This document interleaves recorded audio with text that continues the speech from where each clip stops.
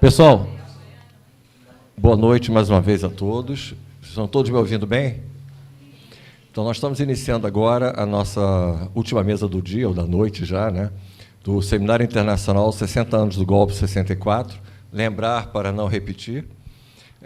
Nós temos o prazer hoje de receber aqui na mesa Ditadura e Cultura e Movimentos Sociais o professor Rômulo Matos, da PUC Rio de Janeiro, né, e o professor de História também e deputado federal, Chico Alencar, que está, nesse momento, numa votação no plenário e, em seguida, vai estar participando aqui de forma remota do nosso evento. É com muito prazer que eu tenho aqui do meu lado um professor que, para mim, é uma referência em pensar de forma crítica a cultura no período da ditadura militar. Conhece profundamente sobre música, arte, cultura, mas pensando de forma integrada, não apenas no sentido estético, mas também com aquilo que tem desses movimentos articulados, né, com a sociedade, ou seja, não de algo etéreo, de um diletantismo, mas com uma forma de articulação política, social, econômica, com as diferentes determinações que nós temos, com os diferentes espaços e movimentos críticos, e que vão, no momento da ditadura, que a gente, por ser um regime de opressão, de violência, não é apenas uma válvula de escape, mas uma manifestação da liberdade humana. Não é à toa e não é coincidência que diferentes movimentos artísticos culturais que já estavam em marcha ou em curso no final dos anos 50 e 60, mesmo com o golpe de 64, continuam e conseguem manter, né, a sua manifestação livre cultural, seja na música, e aí não vou entrar nos campos aqui, até porque isso vai ser mais a praia do Romain, mas no teatro, no cinema. É só lembrar que o cinema novo ele começa antes. O teatro, o grande momento da sua efervescência, mas que vai permanecer nos primeiros anos, mesmo com todo enfrentamento de grupos paramilitares, como o CCC, Comando de Caça aos Comunistas, patrocinados pelas grandes empresas em São Paulo, articulações que visavam justamente reprimir a liberdade não só de expressão, mas a liberdade de ser humano, porque não basta controlar os corpos, não basta reprimir os corpos, é necessário controlar as mentes, os corações, né? Acho que alguém já escreveu sobre isso. Mas, enfim, sem mais delongas, eu vou passar a palavra aqui agora para a gente ouvir o professor Rômulo Matos. Uma salva de palmas para ele.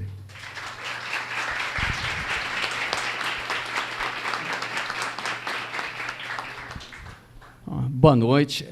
Uma satisfação falar para um auditório cheio, né, interessado no tema da ditadura. Talvez eu não tivesse isso no local onde eu trabalho, né, assim, está tendo um simpósio sobre a ditadura lá e não está tão cheio assim, né? Então, é uma satisfação falar para esse auditório. Obrigado pelo convite, Gelson e os organizadores. Gelson, que eu conheço já há muito tempo de simpósios, né, da AMPU, somos companheiros de GT.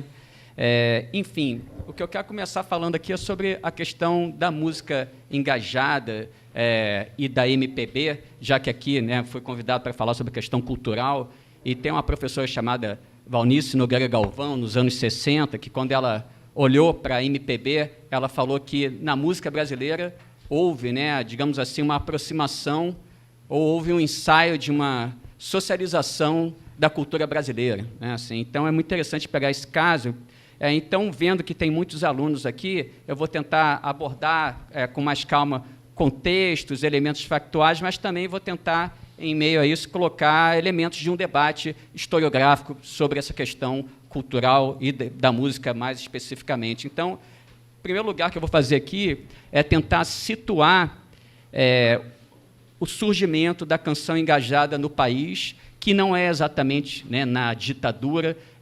Esse surgimento da canção engajada diz respeito àquele período pré-64, em que o Brasil estava irreconhecivelmente inteligente, como já foi falado, um contexto de lutas por reformas de base, em que tinha um rico debate ideológico cultural acontecendo entre setores nacionalistas e de esquerda, que procuravam difundir as suas propostas do nacional-desenvolvimentismo por meio de por meio do teatro, do cinema, das artes plásticas e da música, tendo em vista que esses setores culturais não podiam contar com meios massivos de comunicação a seu dispor para fazer esse tipo de propaganda. Então, a arte ela passa a ser também utilizada com esse objetivo. Também é importante situar esse surgimento da canção engajada com a participação importante do movimento estudantil, principalmente da UNE, dizer que é uma satisfação ser interrompido pelo motivo de chegada de mais pessoas, né? Isso daí não tem problema algum. Assim como corro o risco de ser interrompido pelo Chico Alencar em algum momento, e já estudei nos livros dele na escola, cá entre nós já andei votando nele também em alguma época, então, problema nenhum de ser interrompido por ele em algum momento. Tá? Então, eu vinha falando desse contexto, né, de lutas sociais do pré-64, em que a UNE, né, e os estudantes em geral tinham sido importantes, e eles se destacam nessa nova modalidade de agitação política e debate cultural, se associando aos demais movimentos nacionalistas e reformistas em caravanas que percorrem o país, tentando divulgar peças de teatro, músicas que debatem temas como o subdesenvolvimento brasileiro, reformas de base, revolução, imperialismo, etc. Né? Então, dentro da UNE, a gente tem o Centro Popular de Cultura, que é o CPC da UNE, que é de especial importância nesse surgimento da canção engajada no país, porque esse CPC da UNE ele divulga, né, a ideologia do Nacional Popular, que já foi definida como uma espécie de... Ao mesmo tempo, ela é uma política cultural e uma cultura política das esquerdas, fortemente influenciada pelo Partido Comunista Brasileiro, com o objetivo de tentar despertar a expressão simbólica da nacionalidade, né, nesse país. Então, esse CPC da UNE, objetivamente, em termos de política cultural, eles estão tentando desenvolver a consciência popular. Essa consciência popular que é entendida naquele momento como uma chave da libertação nacional. Okay? E se a gente pegar o manifesto do CPC da UNE, que é de 62, né, escrito pelo Carlos Estevão Martins, é muito interessante que é um manifesto feito para tentar disciplinar a criação engajada do jovem artista. E tem ali alguns elementos como submeter forma a conteúdo, submeter a expressão artística à comunicação, que mais? Os artistas devem se submeter aos imperativos ideológicos do povo, ou então pede-se uma adesão, inclusive, aos erros da fala do povo, ou seja, está falando para a gente ainda de uma cultura socialmente limitada por uma superestrutura. Né? O que eu quero dizer para vocês é que esse tipo de proposta do manifesto do CPC da UNE, ele não é contemplado, não é aceito pelos principais compositores da época. Tá? É isso que eu quero dizer. A gente está no pré-64, então o que esses principais compositores, como Carlos Lira, Sérgio Ricardo, o próprio Vinícius de Moraes está nessa história que eu estou contando aqui, né? O Vinícius de Moraes, que muito associado à Bossa Nova, mas que está nessa segunda geração aqui.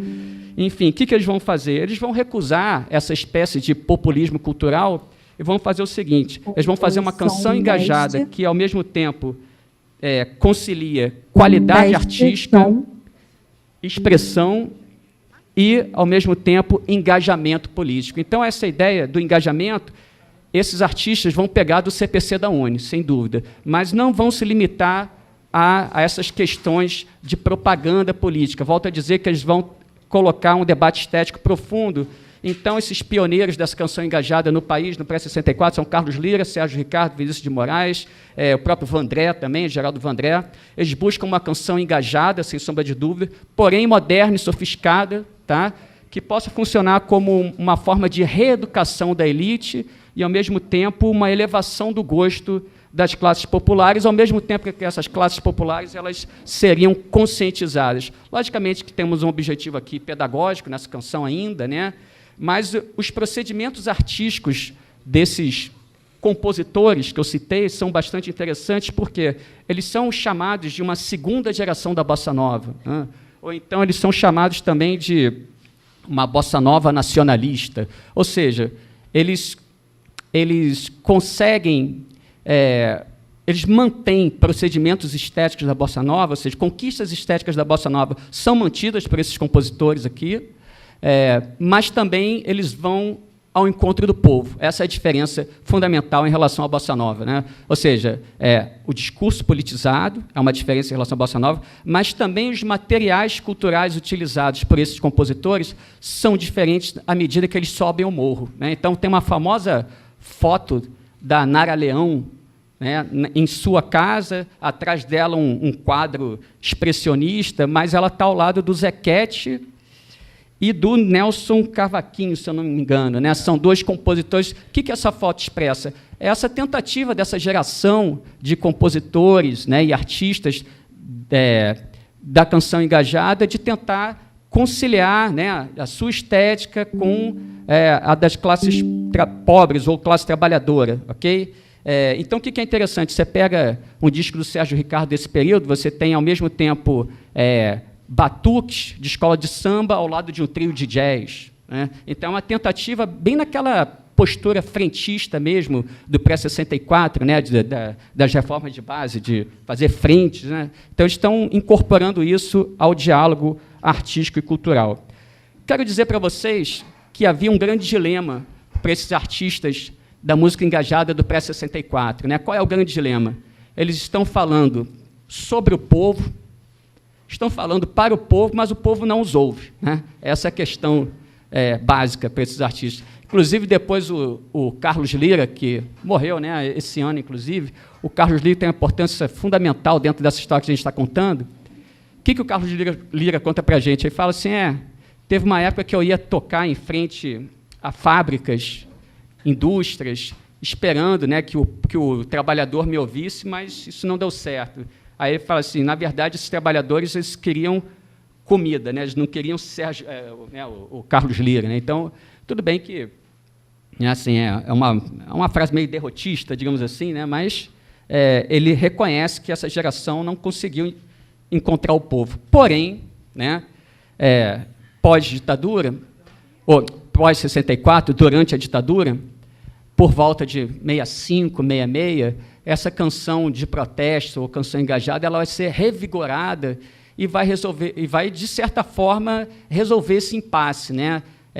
A chamada música MPB, né, esse rótulo, essa sigla, ela surge, né, por volta de 65, 66, e é muito interessante como é que essa MPB ela vai conviver com certos estouros artísticos que vão, né, para além do círculo universitário. Então, se, né, bossa nova, então aquela geração da canção engajada estava ali muito restrita a círculos estudantis, vamos ter, na MPB dos anos 60, vamos ter artistas como Elis Regina e Chico Buarque, que vão romper esse círculo limitado da circulação cultural da música brasileira. Não tenham dúvidas disso, né? A Elis Regina, com o Jair Rodrigues, eles lançam um disco chamado Dois na Bossa, em 65, que alguns dizem que vendeu 500 mil cópias em 65. Né? Não sei se chega tanto, a própria Elis Regina já falou que talvez não, né? Mas são números expressivos quando a gente passa da casa dos 100 mil em 1965. Hoje, já, né, seria bastante coisa, né? Imagina 65. Né? E depois a gente tem o próprio Chico Buarque, que é um fenômeno com a banda. Né? Essa canção, a banda, então, vendeu tanto compacto, né, tanto single na época, que teve que ser fabricado na Argentina, porque a empresa brasileira não dava conta de tanta fabricação. Né? Então, são esses artistas que fazem dessa MPB, que entra na televisão, que ganham destaque por meio dos festivais da canção, os festivais da canção que eram programas de televisão, não podemos esquecer. Então, tudo isso faz com que outras faixas de público consumam essa MPB e, portanto, essa canção engajada. Então, tendo localizado esse começo, né, esse surgimento da canção engajada no país, eu já posso pensar em fazer um debate historiográfico aqui, né, falar das contribuições de certos autores, e que vocês vão ver que esse debate é um tanto interessante. Tá? Eu acho que tem um marco inicial desse debate sobre a música de protesto da ditadura, que é a própria Valnice Nogueira Galvão, em 68. Ela é uma professora da USP. Bom, Chico, a gente está aqui na mesa, na UERJ, aqui na Faculdade de Formação de Professores da UERJ, aqui em São Gonçalo. Sim. Né, a mesa Ditadura, né, Cultura e Movimentos Sociais, com o professor Rômulo Matos, aqui da PUC-Rio. E você agora né, nosso convidado de honra, que em especial, o Rômulo estava fazendo a sua apresentação sobre as canções de protesto, as canções engajadas, mas a gente havia combinado, diante da tua questão de tempo, a votação que você estava aí na sessão e no Congresso, para você poder falar. Mas antes de eu passar a palavra para você, eu queria te dizer uma coisa, né? Além de ser companheiro de muitos anos de idade, eu acho que eu esqueci de dizer duas coisas. Uma, eu comecei a gostar, já gostava de história, mas no ensino médio, quando lançou um livro que a minha professora comunista e deu para a gente estudar na escola, lá em 78 a 79, que era a História da Sociedade Brasileira.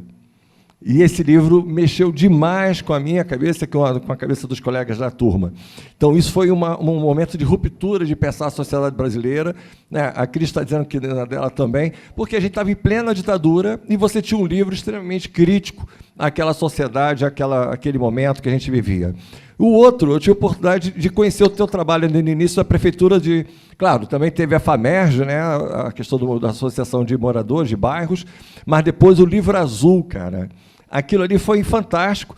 E aí eu tive a oportunidade de fazer parte lá daquela equipe pensando a reforma do ensino de História na Escola Pública do Rio de Janeiro.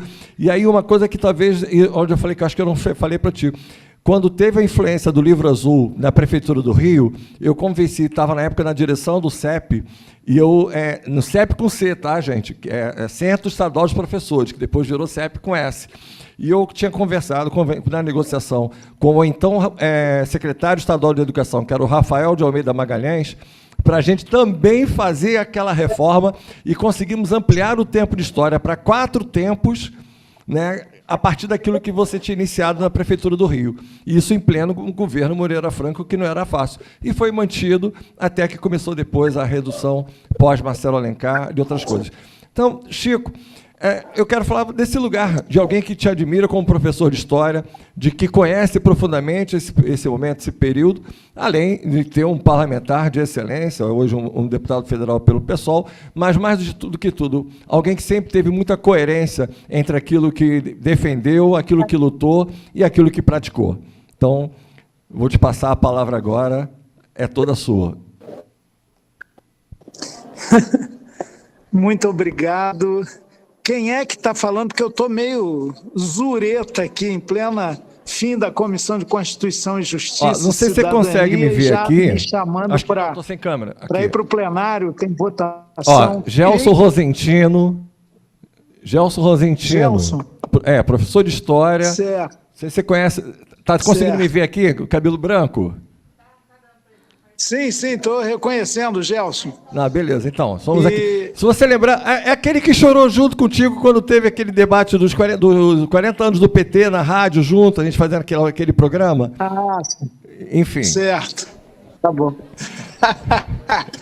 Irmão de copo e de cruz. Exatamente. Mas, olha, eu quero, na verdade, começar pedindo desculpas a vocês e a todo mundo que está aí assistindo. Eu vi que a sala está cheia de gente interessada.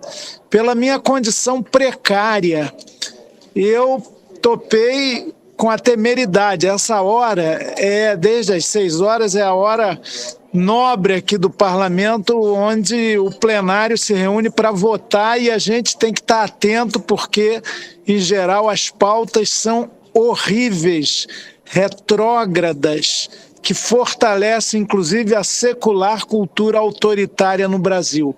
Travamos uma batalha enorme aqui na Comissão de Constituição, Justiça e Redação, que é a mais importante da Câmara, onde ainda estou. Ela encerrou os trabalhos agora, porque começou a ordem do dia. Eu já estou sendo pressionado também para ir para lá, então vou fazer a coisa mais antipedagógica que tem. Tipo cachorro magro, chega, come e vai embora, cachorro de rua. Eu vou falar um pouquinho e deixar com vocês a continuidade aí do debate. Não vou poder responder nada, infelizmente, por essa condição. Eu estou vestido a caráter. Aqui na Câmara você não precisa ter caráter necessariamente, mas tem que estar vestido a caráter. E eu tenho que ir para o plenário, porque já me disseram que a pauta é de vingança do Lira contra o governo. Como foi aqui na CCJ, com matérias para, por exemplo, quem ocupar a terra, porque estamos no abril vermelho, além de abril indígena, né, pelos direitos dos sem terra. Amanhã são 28 anos da chacina de Eldorado dos Carajás, e aqui exatamente para fazer o contraponto reacionário, a maioria conservadora aqui da Câmara dos Deputados tentou a tarde inteira votar um projeto que, por exemplo, autoriza a expulsão de quem ocupa uma terra até improdutiva, desde que apareça um proprietário, sem ordem judicial. E isso estava em discussão aqui agora. Felizmente a sessão acabou e volta na semana que vem. E outras coisas, eu não vou me alongar nisso, mas é um momento muito difícil quando se fala assim, bom, o golpismo foi derrotado com a vitória do Lula. Não é bem assim, porque o golpismo e o autoritarismo é parte constitutiva da cultura autoritária brasileira. Se não vejamos, aliás, ninguém vive quase 4 séculos de escravização oficial, de concentração da propriedade, latifúndio, de monocultura para servir ao exterior, ou seja, dependência externa, e de toda sorte de elitização, aristocratização, discriminação. Daí vem racismo, toda sorte de preconceitos. Ninguém vive isso tanto tempo na história sem sequelas. Então a nossa cultura política é muito autoritária. Um breve percorrido, já que você, Gelson, se referiu à história da sociedade brasileira, que eu tenho a honra de ter escrito com 2 colegas, Lúcia Carpe, e vários outros livros. Eu sou formado em História pela Universidade Federal Fluminense, tenho mestrado e doutorado em Educação pela UFRJ, da qual sou professor. Mas deu para aprender o seguinte: a história brasileira é uma história de transições intransitivas, e a democracia de alta intensidade, de participação popular permanente, do povo no centro das decisões de poder, nunca aconteceu. É uma luta, é um horizonte utópico, é uma batalha que todos nós devemos travar. E, claro, a educação política, não sectária, não doutrinária, mas da consciência política, é um caminho fundamental para isso. Para ficar só na República, nós tivemos, a partir de 1889, a República Oligárquica, do café com leite, do coronelismo inchado e voto. Não era uma democracia. A Revolução de 30, como disse um dos seus protagonistas, presidente da província de Minas Gerais, Antônio Carlos, que era algo que se chama hoje de governador: façamos a revolução antes que o povo a faça. Depois, na longa era Vargas, em 1937, Getúlio se dá um autogolpe, impõe uma Constituição baseada, inspirada na Constituição ultra-autoritária da Polônia. Vejam que 37 é a ascensão plena do nazifascismo, o integralismo em Portugal. Dali a pouco, com a Guerra Civil Espanhola, o franquismo na Espanha. É um contexto global, mundial, de muito regime totalitário, autoritário, sem contar também os desvios do stalinismo na União Soviética. A nossa democratização foi meio pela metade, em 45, 46, porque logo colocou na proscrição o partido mais antigo que o Brasil tem, que é o Partido Comunista. Depois, nesse período chamado liberal democrático, de 46 a 64, nós temos algumas tentativas de golpe para impedir, vejam, a posse de Juscelino Kubitschek, com levante de setores das Forças Armadas. E o Juscelino Kubitschek era um liberal desenvolvimentista, muito simpático, chamado à época de presidente Bossa Nova. Não era nenhum esquerdista, aliás, mas respeitava, inclusive, as expressões de esquerda sociedade brasileira.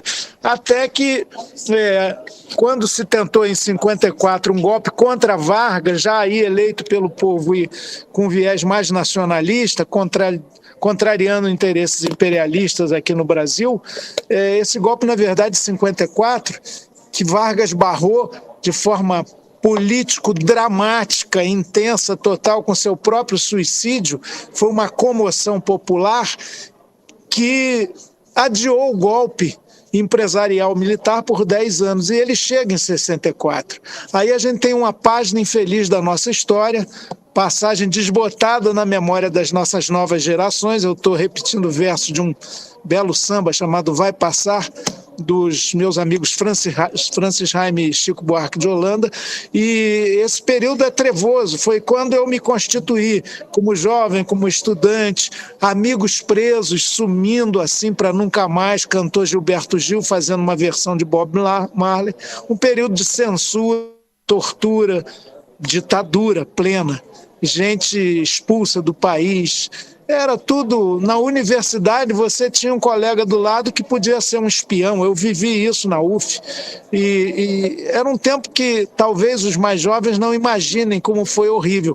Só que, mesmo com a reconquista da democracia, com muita luta, com muita dor, com muito sangue, com muito martírio, com muita resistência democrática e institucional aqui no parlamento, através do chamado MDB autêntico, porque tinha um MDB que era aliado à ditadura e a Arena, que era o partido da ditadura, que vencia todas as eleições, mas esse clamor nos escritórios, nas salas de aulas, nas esquinas, nos botecos, foi crescendo. Não há nenhum regime autoritário que se mantenha por longo tempo.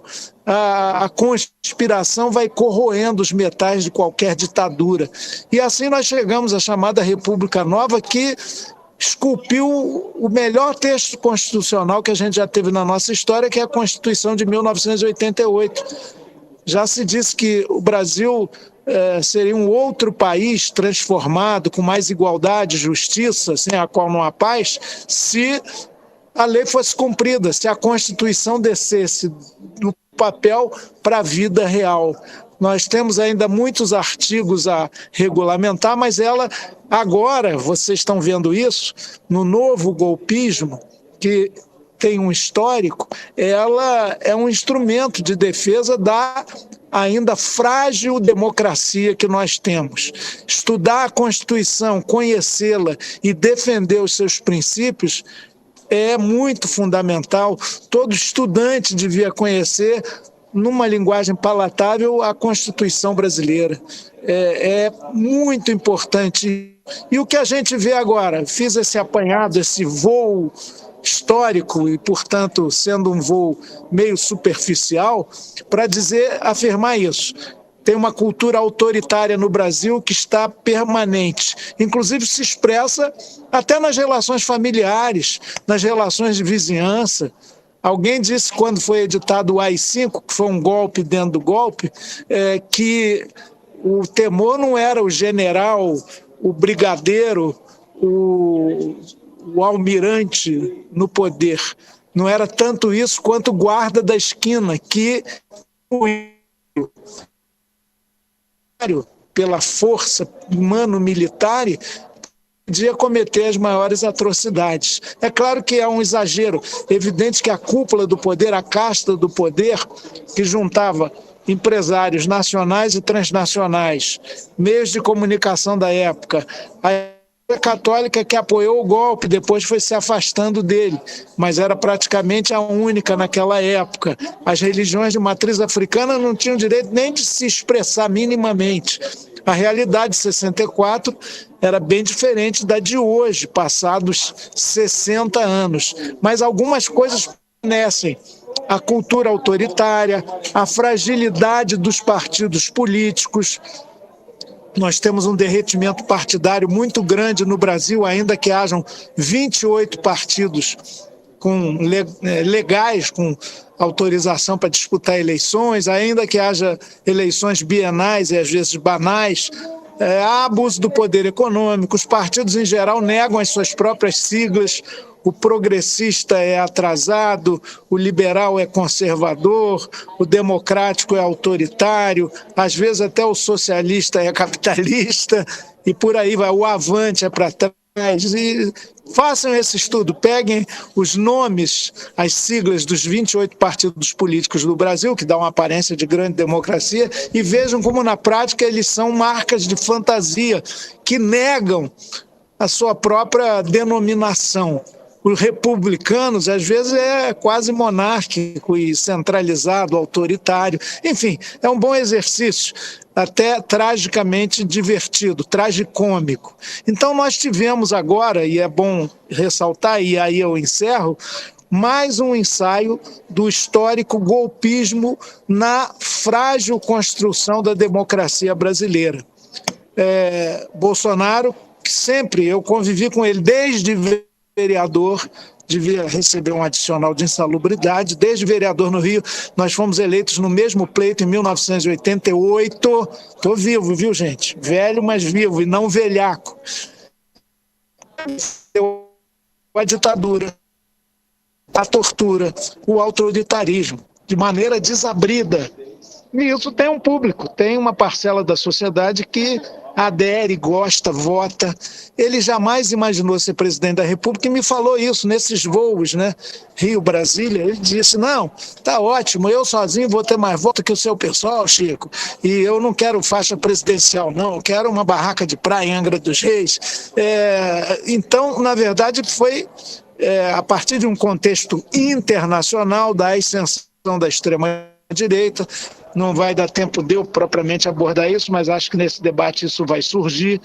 Tem a ver, inclusive, com as novas formas de comunicação. Elon Musk está dentro disso, as mídias e um certo dissenso cognitivo, a perda da racionalidade, a paixão tomando conta da sua opinião, pensando mais com o estômago do que com o cérebro, o caráter raso, pouca gente lê, tudo tem que ter toques limitados para você na telinha se informar, as fake news, enfim, é um contexto que não é só do Brasil, que marca esse avanço da extrema-direita. E o Bolsonaro está no bojo desse processo de disfunção cognitiva, de novas realidades, do derretimento partidário.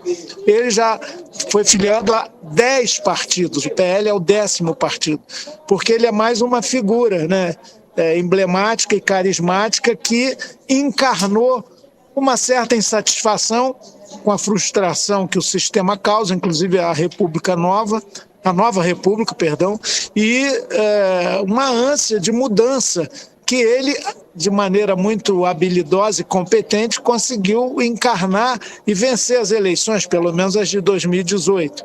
Não foi reeleito, é verdade. E a partir daí, a casta no poder nunca teve tanto militar nos estamentos públicos do governo, começou a tramar a não aceitação da eleição. Desde o papo de que as urnas eram fraudáveis, o que não se constatou mesmo com a presença dos militares numa comissão de verificação, até a tentativa clara mesmo. Nunca aconteceu de um presidente viajar para o exterior na véspera do término do seu mandato simplesmente para não dar posse ao seu sucessor. É bem mais do que falta de educação. E toda a trama que está se revelando agora está sendo investigada. O 8 de janeiro foi um episódio, talvez o mais reverberante, o mais forte, de um processo que já vinha antes, de planejamento, articulação do golpe continuista, e tinha um plano também para, com o 8 de janeiro, se decretar a garantia de lei e ordem, onde os militares passam a controlar. Tinha uma minuta golpista aí que falava de intervenção no Tribunal Superior Eleitoral. E o governo Lula tinha uma semana e ia ficar totalmente manietado, inviabilizado até. E com isso você poderia avançar para uma intervenção mais forte. Foi um plano que deu errado dessa vez. Talvez com as devidas diferenças, igual ao de 54 para derrubar Vargas, e que teve que ser adiado por 10 anos. Mas a ideia reacionária, conservadora, que tem a ver com interesses econômicos transnacionais, que tem a ver com um modelo autoritário de exercício do poder, que tem a capa de um moralismo na questão dos costumes. O povo brasileiro, em média, é muito conservador e se deixa iludir também por mentiras que são propagadas em escala industrial, digamos. Tudo isso foi um golpe, claro, constitucional, destituiu um vice-presidente que estava na presidência com a renúncia de Jânio Quadros, eleito pelo povo brasileiro, e lá se votava naquela época presidente e vice-presidente. Ele não era da chapa, não podia ser até de posição contrária, como era o Jango, era uma posição trabalhista diferente da do Jânio Quadros, mas de qualquer maneira foi derrubado, foi destituído. O golpe foi em 1º de abril, mas como é o Dia Internacional da Mentira, desde Carlos IX, rei da França, no século XVI, trataram de passar para o 31 de março. Mas isso é um detalhe quase pitoresco dessa história, nada agradável, nada graciosa. Agora foi uma tentativa de impedir que um processo democrático fosse consolidado. Independente do juízo que se faça do Lula, da frente que ele se formou e até mesmo de como o seu governo está caminhando, mas, na verdade, tem que se aceitar esse princípio. Aliás, ninguém defende, aqui no Congresso, majoritariamente conservador, ninguém defende o golpe, ninguém acha que estava tramando, ninguém defende o 8 de janeiro, ninguém. Só que na prática, sim, né? Através, inclusive, do arcabouço jurídico que é se impor ao país, para impedir movimentos sociais, para aumentar o caráter repressivo de tudo. Então, olha, o alerta que eu faço, a cultura é fundamental porque ela é necessariamente plural, libertária, as expressões populares têm que ser valorizadas. No nazismo, o ministro do Hitler falava cultura, quando ouço essa palavra dá vontade de pegar numa arma. Isso foi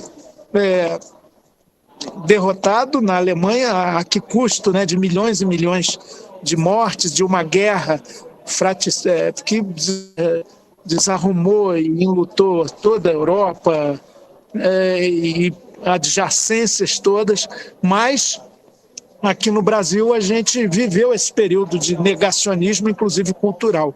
A cultura, o acesso à cultura, à informação, ao bom teatro, à música, que não é o espetáculo que se assiste apenas. Claro que é muito bom ver um filme, ver uma boa peça de teatro, assistir um maravilhoso show de música com os nossos grandes, mas cultura é algo que você produz. Os pontos de cultura, o estímulo, inclusive, às crianças e aos jovens, aos adolescentes pobres, para criar sua cultura, para fazer vir à luz, à ribalta, as suas expressões populares, culturais, é muito importante. Isso vai agregando a possibilidade de você sair do senso comum para o bom senso e avançar para o melhor ainda, que é o senso crítico. Duvidar, indagar e construir um pensamento próprio com autonomia, com emancipação. Democracia está em construção no Brasil, com avanços e recuos, com muita fragilidade, é exatamente emancipação cultural, acesso aos bens culturais, valorização do que o povo, mesmo oprimido nas vilas, filas, favelas, produz como expressão da sua cultura. O esporte, inclusive, é um elemento também da cultura. Tudo isso é muito rico nesse país. E Darcy Ribeiro dizia que nós somos um povo constituído por povos desfeitos, mas temos uma vocação, naquele seu delírio bonito, de ser uma Roma dos trópicos. Eu fico com menos. Eu acho que o povo da raça Brasil pode construir aqui uma democracia alegre, plural, diversa, de intensa participação, de troca, a partir da rua, da cidade, de São Gonçalo, cidade grande, a segunda maior do Rio de Janeiro, da Baixada, ali onde o poder fica jogado, inclusive na mão de poder armado e extremamente autoritário também, despótico até. Isso tudo tem que ser superado e a gente tem que lutar, porque se não for por nós, que seja pelo menos para as novas gerações. Vocês que estão aí nesse ofício de educar são fundamentais. Vocês são os profissionais da dúvida e da ressignificação da possibilidade de utopia brasileira para a gente fazer dessa vergonha uma nação. Infelizmente, eu vou ter que parar por aqui. Espero que vocês tenham ouvido bem, inclusive na telinha ou no telão. É chato, né? Perde o calor humano, fica parecendo uma pregação televisiva. Mas não, eu quis apenas suscitar algumas coisas aí para vocês que vão ter capacidade de reelaborar tudo que eu falei, questionar. Depois me passem aí as dúvidas. Eu tenho e-mail, Zap, Instagram. Deixa eu dar aqui o meu... Qual é o e-mail aqui atual? Inclusive, eu sou pago por vocês, hein? E bem pago, mais do que os professores e dos técnicos administrativos da universidade que estão fazendo Chico, uma você reivindicação é um muito servidor justa. público. O meu e-mail dep.chicoalencar@câmara.leg de legislativo.br, tá? E o resto você mete Chico Alencar lá que acessa tudo. Nós temos, inclusive, um Zap, né? 21 99934 5027. Eu tenho um folhetim que diz o seguinte: mandato bom é mandato acompanhado e cobrado, que a gente faz junto. Eu convido vocês a fazer tudo isso junto e desejo um bom debate, um bom trabalho aí para vocês. Dê um pouco. Nós vamos lutar como sempre, como nunca, aliás, e perder como quase sempre. Quase sempre. No caso do Brasão, semana passada a gente venceu, mas foi por pouco. Vamos juntos, gente. Muito obrigado pela paciência e desculpe a forma incompleta dessa comunicação. Valeu. Chico, nós que agradecemos. E todos os educados. Valeu. Eu estava falando da questão, né, de autores acadêmicos já tratando do tema da canção engajada. Valnice Nogueira Galvão, 1968. Ela é um marco assim, dentro do debate da canção engajada, porque ela tem visões muito críticas acerca dessa canção que estava fazendo sucesso nos anos 60, né, por meio do Chico Buarque e de outros artistas, e ela meio que desafina o coro dos contentes naquele momento, e ela critica um elemento especificamente nessa canção, que é o elemento do dia que virá, né? Não sei se vocês estão ligados na coisa do dia que virá. O dia que virá é uma figura poética que a gente encontra numa canção chamada Apesar de Você, do Chico Buarque, que tem Amanhã vai ser outro dia, né? Isso é encontrado em várias canções do período, e ela critica exatamente essa colocação, porque ela fala que isso é uma forma de tirar a resolução do presente e jogar para o futuro, né? E, basicamente, então, é uma forma do narrador se eximir das responsabilidades, porque, afinal, a ação já está delegada para o futuro, né? Ela fala isso. Então, diz ela, olha só, trata-se de uma proposta imobilista e espontaneísta. Imobilista porque prega os braços cruzados. Espontaneísta porque delega a ação ao dia, essa abstração mitológica. A gente não é responsável, por isso se considera absolvida. Em resumo, ela olha para essa canção de protesto ali no alto de 1968, né, que é um ano decisivo, político e culturalmente, e fala, essa canção de protesto ela tem um caráter consolador, diz ela. É uma baita de uma provocação. Logicamente que a gente tem que entender que isso é um debate interno que está sendo realizado no movimento estudantil do período, né? Então, para entender ali o lugar de fala dela, tem a ver com as definições, redefinições de estratégias de luta do período.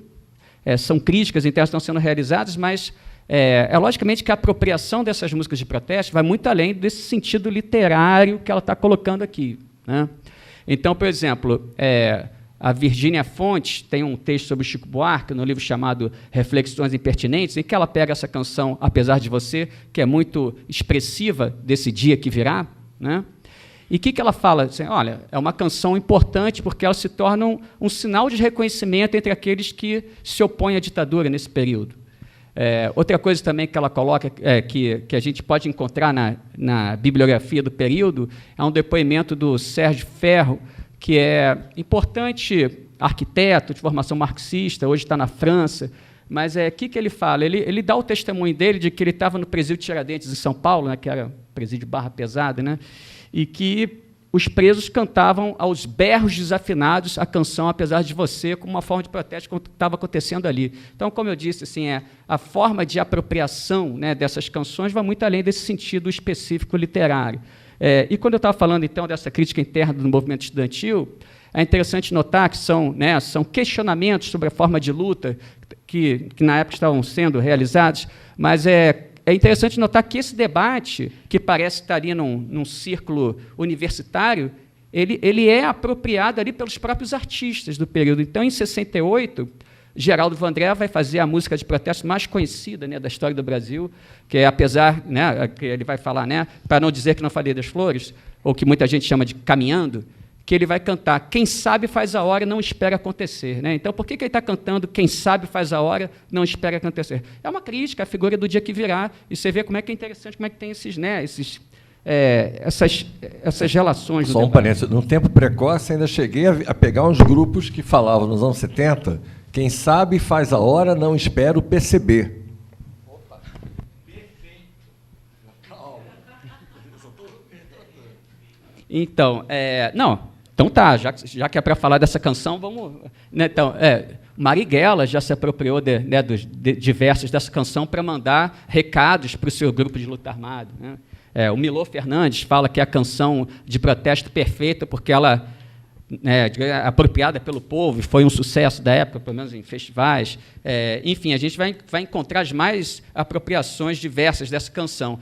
Mas o que eu quero dizer, basicamente, aqui que é uma apropriação nesse debate já pelo Geraldo Vandré. E é interessante que essa canção ela vai ficar muito conhecida também, porque, em 1968, ela fica em segundo lugar no Festival Internacional da Canção, que era o FIC, da Rede Globo, que entre nós, assim, era o festival B, né? Tipo assim, os compositores pegavam suas melhores músicas, não mandavam para a Globo, né? Mandavam para o Festival da Record, eles mandavam uma produção menor. Mas esse festival ele é muito relevante, porque tem muitas brigas entre o tropicalismo e a canção engajada, que, nesse momento, embora os dois estivessem ali contra a ditadura, havia diferenças políticas e estéticas muito fortes entre um e outro, mas, fundamentalmente... Aliás, é quando o Caetano é vaiado com os Mutantes, esse festival, mas o que chama atenção é que essa canção fica em segundo lugar e a primeira colocada é Sabiá, canção do Chico Buarque com Tom Jobim, ou seja, aquele rapaz que era uma quase unanimidade naquele período, que é o Chico Buarque, até presidentes da ditadura falavam que gostavam dele nesse período, e, ao mesmo tempo, né, o maior compositor brasileiro vivo, que era o Tom Jobim, o homem que fez um disco com Frank Sinatra, que era o homem mais poderoso da indústria dos Estados Unidos. E é interessante como é que esses dois foram muito vaiados, né? Apesar de todos esses predicados. Foram vaiados porque a canção deles, chamada Sabiá, ganhou. E aí o que me chama a atenção é que muitos memorialistas da música brasileira, quando tratam desse episódio, falam assim, o público não entendeu que Sabiá também era uma música politizada contra a ditadura. Por que isso? Porque ela está falando, é uma canção do exílio, né? Vou voltar para o meu lugar, onde hei de ouvir cantar uma Sabiá. Né? Então, só que eu acho muito difícil que um público altamente especializado e informado, como o público universitário que estava presente nesse festival, não tivesse entendido que essa canção era uma canção contra a ditadura. Né? Na verdade, o que o público entendeu é que o Geraldo Vandré estava muito mais antenado com os debates internos do movimento estudantil do que Chico Buarque e Tom Jobim, porque o que vou voltar para o meu lugar, onde eu hei de ouvir? É o dia que virá, né? Um dia vai, não, vou voltar. Então, aquele público... Com aquele ritmo fúnebre. Vou voltar... Então, cara, é fora do timing, cara. Não, desculpa. Não. Todo mundo ouviu? Não sei se o pessoal está ouvindo lá atrás. Mas é isso, né? E o Geraldo Vandré ele já estava, até tem detalhes dessa apresentação, que era uma música com orquestra, né, inicialmente, mas ele percebe que vai ter uma proximidade maior com o público, desprezando os acompanhamentos de orquestra e cantando só voz e violão, enfim, né? E todo o sucesso acontece. É uma música que possivelmente venceria o festival, mas os militares, hoje a gente já sabe, os militares dão ordem para não vencer essa música, senão né, o caldo ia entornar. O Geraldo Vandré fica sabendo disso antes do resultado final. Uma fã ouviu nos corredores da Globo, era a Telé, né? A Telé era uma líder de torcida, né, de festivais, que era temida por artistas e tal. Conta isso, e aí ele cometeu a prudência de não denunciar isso aos microfones do festival, né? Mas, enfim, foi o que aconteceu, essa é a história. E o que eu quero dizer para vocês, então, é que um outro trabalho que eu acho que é relevante assim, dentro do nosso debate, em 77, um trabalho do Gilberto Vasconcelos, que se tornaria professor de Ciências Sociais em Juiz de Fora. Ele está falando em 77... que em 64 a nossa história deu uma guinada. Ele diz, aí eu vou ler para a gente comentar melhor, né? Um dos seus registros mais interessantes talvez seja a música popular, que emerge também como um importante veículo de poesia, domínio de pesquisas estéticas, campo de batalha entre as vanguardas artísticas. Se eu bem entendo, então, nesse trecho ele está colocando assim, que uma característica dessa música brasileira dos anos 60 é a questão da modernidade, né, e do diálogo com as vanguardas, né? Ou seja, é o trabalho estético inovador que existe nessa canção dos anos 60, que a gente está chamando aqui de MPB, mas, volto a dizer, né, a questão da modernidade. A segunda observação que ele coloca para definir essa música brasileira nos anos 60 é o seguinte: em virtude de sua inserção nas malhas da indústria cultural, a MPB tem exercido ultimamente uma influência decisiva na linguagem e no comportamento de amplos setores da juventude. Então, uma outra característica da música brasileira que vai ser recorrente no debate, e é justo que assim o seja, é essa relação da música brasileira, da MPB, com a indústria cultural, com a indústria. Tá? Isso também é capaz é um elemento definidor dessa música também. Então, até que eu comecei a falar aqui que é uma música que ganha espaço por meio dos festivais da canção, da televisão. Né? E o terceiro elemento que esse Gilberto Vasconcelos fala é o seguinte: a MPB talvez seja, dentre as manifestações artísticas, o domínio no qual as contradições da sociedade brasileira tenham penetrado de maneira mais violenta. Então, é a discussão política que está sendo colocada aqui também como um elemento dessa música brasileira. Tá? Então, se a gente juntar esse trabalho estético inovador, que é a questão da modernidade, a relação com a indústria e também a discussão política, nós temos elementos interessantes para entender essa MPB dos anos 60, mas o que chama atenção nesse debate desse Gilberto Vasconcelos? Ele aqui ele não está falando exatamente da canção de protesto. Né? Ele fala muito do tropicalismo, mas essa canção de protesto influenciada pelo Nacional Popular, ele fala o seguinte: a discussão política ela é esquemática e escancarada na canção engajada. Né? E ele vai falar em alguns momentos que essa canção engajada ela não tem uma contundência, não tem um nexo entre contundência crítica e realização estética. Não sei se vocês estão entendendo, né, o que esse sujeito está falando, mas, basicamente, ele está reduzindo a dimensão estética dessa canção de protesto. Né? Ele está falando que, então, aquilo que é fundamental na música, que é a discussão estética, isso é colocado para escanteio na canção de protesto. Então, quando ele está falando dessa questão do trabalho estético inovador, né, ele está falando do tropicalismo, basicamente, né, dessa canção engajada, nem tanto. Eu acho que esse é o tipo de colocação que é importante a gente criticar pelo seguinte, né, porque isso vai gerando todo um senso comum em torno dessas ideias, a ponto do próprio Chico Buarque, outro dia, ter falado assim, a verdade é que, naquela época, né, eu fazia umas músicas de protesto que olhando assim, não eram muito boas, não, mas como fazia protesto, estava de bom tamanho. Aí eu fiquei assim, olhando isso, aí fiquei esperando. Qual o exemplo que ele deu? Nenhum. Né? Porque assim, é o senso comum, que o próprio artista já vai reproduzindo, mas aí não dá nenhum exemplo. E eu gostaria de perguntar, então me dá um exemplo. Não deu.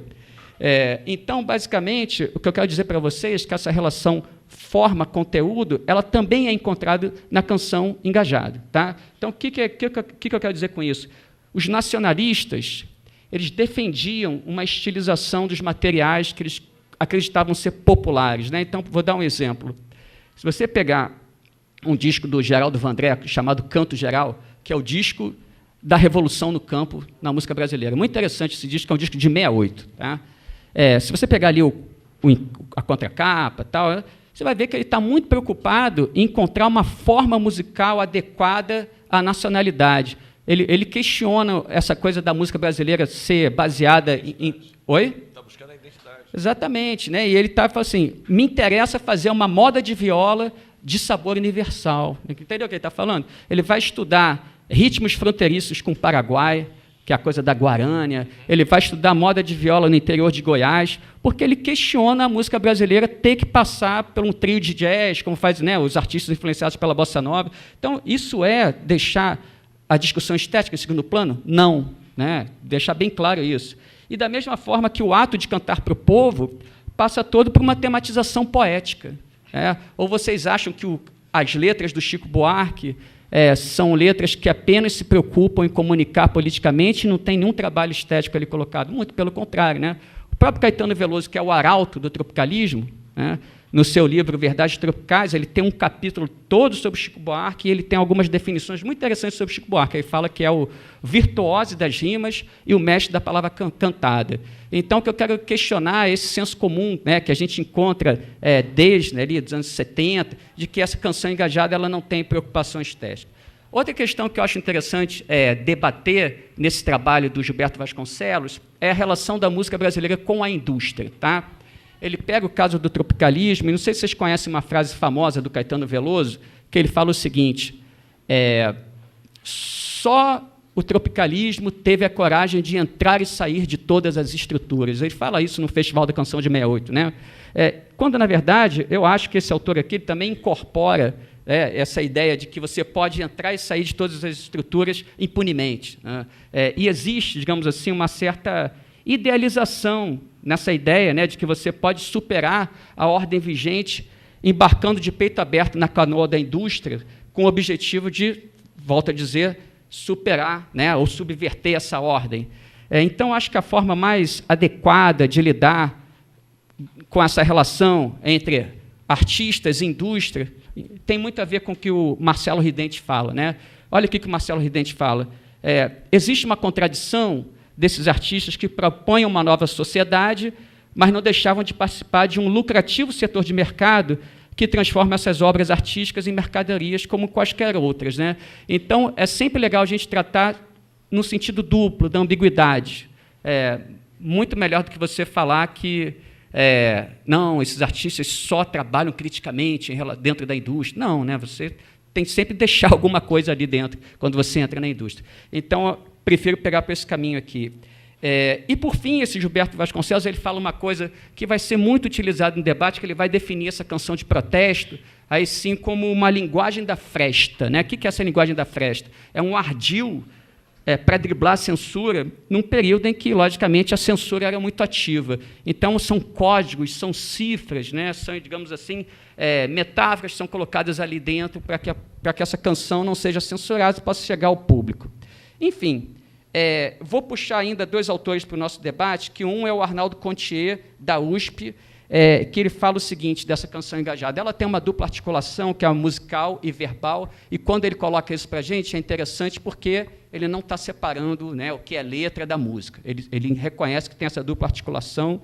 E ele fala uma coisa aqui que me interessa, que ele fala assim, essa canção de protesto dos anos 60, ela atinge amplos setores sociais, amplos segmentos sociais, devido à ênfase dada por alguns compositores na parte poética. Por que eu estou ressaltando isso daqui? Porque, se você pegar esses trabalhos anteriores, esse público da MPB ele é resumido ao público universitário, que é também uma forma de você tirar a relevância dessa canção, sempre você dizer que essa música não sai dos circuitos universitários e que, portanto, só a classe média alta, entendeu? Ouve. Não é por aí. O Arnaldo Contier ele tem essa intuição de que essa música vai para além desses círculos universitários, o que é importante. Mas, em alguns momentos, ele também ele tem a consciência de que essa canção de protesto não é só contundência estética. Né? Ele dá o exemplo de uma música, não sei se vocês conhecem, Beto Bom de Bola, do Sérgio Ricardo. Essa canção ficou muito famosa no 3º Festival da Record, de 67, porque é a música que é muito vaiada pelo público. Né? O que é interessante? É a música de protesto, os estudantes são dominantes naquele ambiente dos festivais, mas eles não aguentam a música. Né? Eles vaiam muito a música porque não é uma música muito inspirada do Sérgio Ricardo. E então o Sérgio Ricardo, revoltado com as vaias, pega o violão e quebra, como se fosse o Jimi Hendrix no palco, né? E aí fica essa polêmica, ele é desclassificado na hora, né, por ter quebrado o seu violão. E até uma pena que a gente sempre lembre do Sérgio Ricardo como o sujeito que quebrou o violão no festival, porque a obra dele vai muito além disso, né? O Sérgio Ricardo ele é um compositor com formação erudita, cineasta brilhante, né? Enfim, e um pioneiro da canção de protesto com aquela música chamada Zelão, de 1960, que vocês podem, então, quem tiver curiosidade, procurar essa música, que está ali toda a cartilha do Nacional Popular nessa canção, que é sobre um sujeito que mora no morro, né? E tem um desabamento no morro, ele perde a casa, mas ele conta com a solidariedade dos moradores da favela, que não vão pular o carnaval para ajudá-lo, né? Então, isso aí é a cartilha do Nacional Popular, dessa canção engajada do pré-64. Então, o que eu quero dizer é que esse Arnaldo Contier, ele contribui muito para o debate quando ele fala que, nessa canção de protesto, apesar de termos, né, canções que não são tão trabalhadas como essa Beto Bom de Bola, a gente também pode harmonizar com expressiva riqueza estética com textos poéticos, né? Então, quais são os exemplos que a gente pode pegar? Ponteio, Arrastão, do Edu Lobo, né? A gente pode pegar o caso do Carlos Lira, Feio Não É Bonito, Marcha de Quarta-feira de Cinzas. E se a gente pegar o caso do Edu Lobo, tudo bem, que ele também fala, né, o Arnaldo Contier, ele vai, poética aqui é influenciada pelo modernismo, aqui é pelo romantismo, ele faz todo ali, né, um amplo inventário poético, mas ele fala muito da questão musical, que eu acho que é interessante, que a gente deixa em segundo plano, quando fala da canção de protesto, que ele cita o impressionismo francês como influência de um Edu Lobo, ele cita, por exemplo, né, o neoclassicismo do Stravinsky, o jazz do Miles Davis. Então, as influências da canção de protesto, elas vão muito além, né, do que a gente fica, música de protesto é ciranda, ou então samba. Não, entendeu? Essa questão vai muito além. Então, não aceitem autores que tentem deslegitimar artisticamente essa canção como se fosse uma coisa simplista. Não é. Não, o próprio Caetano contribui com isso que ele diz. Sim. Essa canção é uma canção muito simples, é algo que vocês não, né, tentam desqualificar. Isso. Exatamente, exatamente. Enfim, né, eu acho que a gente chega aqui no nosso último autor, que é o último, vou falar só rapidinho, mas o Marcos Napolitano, né? Então, o Marcos Napolitano, eu considero ele autor de uma obra canônica no debate chamada Seguindo a Canção. O Marcos Napolitano, ele é importante porque ele aumenta, né, as possibilidades de entendimento por meio de uma pesquisa sistemática, ele estuda dados do Ibope para ver quantos discos foram vendidos ou não, mas, enfim, é interessante que ele propõe o entendimento dessa música brasileira chamada MPB por meio da ideia de que a MPB é uma instituição sociocultural, né? Esse é o termo. Por que a MPB é uma instituição sociocultural? Porque isso tem a ver com a própria legitimação dessa música na hierarquia sociocultural brasileira, né? Então, ele fala que tem esse vetor, né, que a gente chama de uma instituição sociocultural, mas ele, ao mesmo tempo que enxerga isso, ele também entende que tem um vetor oposto da indústria cultural. E aí eu acho que é o autor que vai rebuscar mais essa relação dos artistas com a indústria brasileira, com a indústria, né? E ele vai entender, então, que falar de protesto tem que entender dessa relação da música brasileira com a indústria. Ele vai dizer que é um conflito, é uma articulação que se estabelece nesse momento entre um movimento que configura autonomia, por um lado, dessas questões de protesto, por terem uma mensagem política que busca autonomia, né, na sociedade, mas, ao mesmo tempo, a gente tem uma realização comercial dessa canção que vai no sentido inverso da autonomia, que seria a heteronomia. Só completar esse nosso debate aqui, clássico, com o Marcelo Ridente, que eu vou falar muito rapidamente sobre o Ridente. O Marcelo Ridente ele é interessante para a gente pelo seguinte: ele é o autor que tenta ele tenta mostrar encontros entre o tropicalismo e a canção de protesto. Eu mesmo, né, tenho um texto num livro sobre 68, organizado pelo César Benjamin e o Philippe Demier, em que eu fico batendo muito nessas disputas estéticas e políticas entre o tropicalismo e a canção engajada, mas o Ridente ele tenta fazer um encontro entre essas perspectivas, né? Então, o que é interessante que ele fala para a gente? Apesar das diferenças ali de projetos artísticos, ambas as vertentes, no caso, elas se encontram naquele impulso artístico dos anos 60 de debate e enfrentamento. né? Ou seja, ambos estão lutando por algo naquele contexto dos anos 60. Né? E, ao mesmo tempo, ele consegue, inclusive, encontrar elementos de protesto da ditadura dentro do tropicalismo. Né? Isso que é interessante. Então, por exemplo, se a gente pegar Soy Loco por Ti América, né? Está falando sobre a morte do Che Guevara, que é um homem da luta armada. Né? Tem o famoso verso, né? O nome do homem morto, né? É o nombre do homem morto, que é cantado em portunhol para dificultar o entendimento da censura, que é cantada numa rumba comercial para fazer referência a Cuba, né? E que, num programa da Hebe, né? Vocês lembram da Hebe Camargo? Ele vai cantar essa música na Hebe, e a Hebe, a gente tem que entender a Hebe como a porta-voz da reação, né, brasileira, né, a reação à esquerda. E ela olha para o Caetano e fica, mas vem cá, Caetano, né, aquele jeito, vem cá, Caetano, conta para a gente qual é o nome do homem morto. Né? Ela fala assim. Aí depois ela pergunta para o Caetano assim, mas por que essa música é uma rumba? Quer dizer, ela está cansada de saber de uma irresponsabilidade política, né? Tentar fazer o Caetano revelar que essa música é para um símbolo da luta armada mundial. Né? Enfim, isso tudo mostra o quê? Porque eles também estavam ali, né, criticando a ditadura, enaltecendo ídolos da luta armada, que, com o tempo, a gente esquece isso, né, por conta desse debate encarniçado e, por vezes, irônico entre a canção de protesto e o tropicalismo. Né? Por exemplo, o Tom Zé, vocês conhecem o Tom Zé? Tom Zé uma vez pergunta para ele, Tom Zé, o que você acha do Chico Buarque? Ele fala, eu adoro o Chico Buarque, mesmo porque o Chico Buarque é o nosso avô, ele fala. Né? Então, quer dizer, tinha várias, né, ironias ali, disputas, né, falando que o Chico Buarque é uma música superada e tal, que é legal a gente pegar o Ridente e entender, né, que ele consegue fazer essa relação, e ele vai mostrando, né, por exemplo, ele vai mostrando que, inclusive, muitos elementos da luta armada adoravam o tropicalismo, né, naquele livro O Fantasma da Revolução. Por quê? Porque o pessoal da luta armada fazia uma crítica ao PCB. E, basicamente, o tropicalismo era uma crítica a essa forma de se entender a cultura do PCB. Né? Logicamente que, né, não é uma canção revolucionária, mas havia identificações possíveis, né, entre elementos da luta armada e o tropicalismo, por mais que esses artistas nacionalistas de esquerda enxergassem o tropicalismo uma música alienada, entreguista, porque tinha guitarra elétrica, né, porque tinha rock, etc. etc. Mas, enfim, eu digo para vocês que as principais contribuições para a gente entender essa canção engajada, eu consegui falar.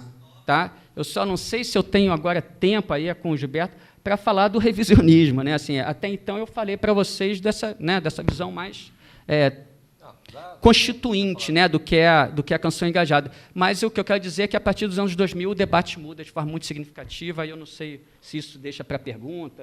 Tá? Enfim. Posso te perguntar e você fala. Então,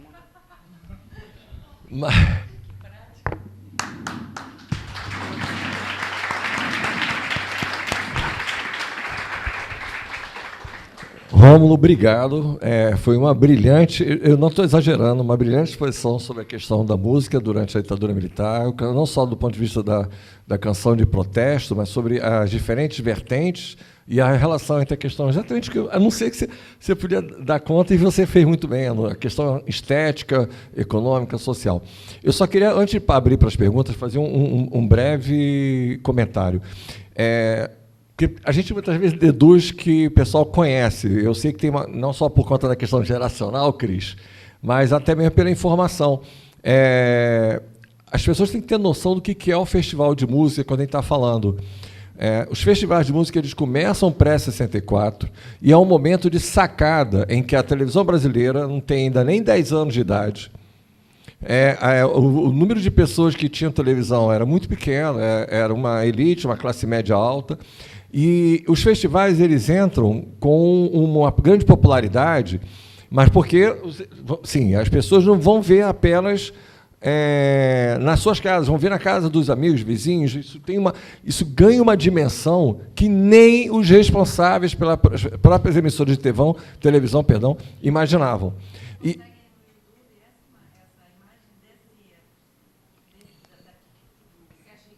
Sim. Não, A própria Record tem hoje toda uma sequência dos seus festivais todos da Record, coisa que eu levei anos para piratear. Ela estragou meu prazer, cara. Eu tinha tudo isso guardado no acervo em VHS, raríssimo. Enfim, dane-se, hoje está tudo disponível na internet. Mas o que eu quero chamar a atenção? Esse processo ele tem uma clara dimensão econômica, comercial, assim, e os festivais, e compor música. Por que nenhum samba ganhou? Claro que podia ter ganho, mas assim, havia toda uma lógica de como você fazer música, porque a primeira coisa para ganhar festival tinha que você ganhar o público que estava presente para que aquilo fosse contagiante, então a música tinha que estar num crescente. Quem nunca assistiu o que é a exibição de Disparada com a interpretação do Jair Rodrigues, para e presta atenção. Se conseguir ficar parado ou não se empolgar, é porque morreu. Porque aquilo é para mexer com a emoção. Aquilo é para te fazer o coração pular, né? Enfim, e tudo isso tem uma série de dimensões que são claramente de diferentes aspectos para gerar todo um consumo também, né? E tem um capítulo especial aí sobre os festivais, se eu não me engano, é o Festival da Record de 67, que é chamado Festival dos Festivais, que eu ia falar um palavrão, mas tudo bem. Os 5 primeiros colocados, se você botar qualquer mesa de qualquer especialista, vai ter controvérsia, porque tem Roda Viva, Roda Gigante aqui e agora José, né? Domingo do Parque, isso. Alegria, Alegria.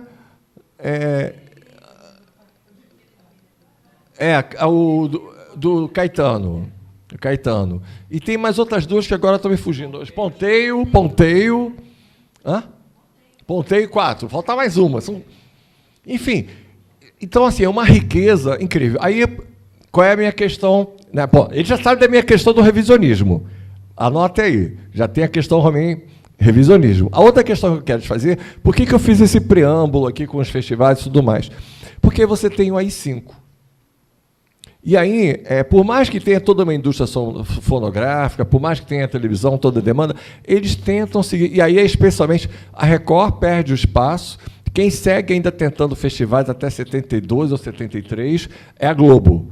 E cada vez a coisa mais completamente melosa. O que tem mais de revolucionário nesse período ainda é a BR3 do Tony Tornado. Aí depois vai voltar já com patrocínio MPB Shell, aí a Tupi também volta com bandolins, enfim, mas era outra coisa, não são mais aqueles festivais. Mas por que eu chamei a interrupção?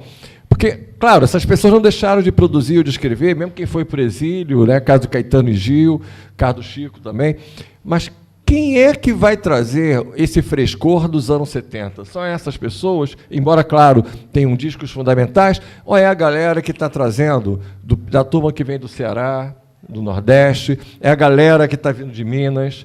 Quem é que está, o que a gente chama de MPB, de onde está vindo essa nova MPB? Né? Ainda durante a ditadura, mas com essa nova forma, ou essas novas influências, essas novas perspectivas, quase que eu digo novas abordagens musicais, né, para ficar aquela coisa. Né? Então, deixo contigo. Vamos fazer uma sequência aqui, uma rodada. Tem mais alguém que gostaria de fazer uma pergunta? Tá. Você. Estão 3 aqui. Então, a gente fecha com essas 3.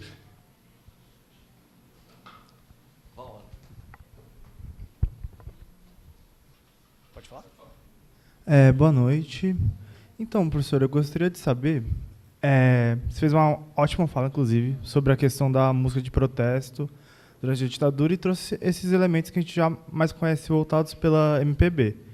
Mas eu queria saber muito como é que o samba está dentro desse contexto. Tipo, o samba está produzindo canções que são contestatórias, canções de protesto, porque a gente tem 2 vertentes, né? Tipo, a gente tem, por exemplo, os carnavais da Rosa Magalhães, que são carnavais bem apoiadores da ditadura, em certo sentido, mas também tem o Cartola, que fica e é escorraçado pela polícia, tal, pela ditadura.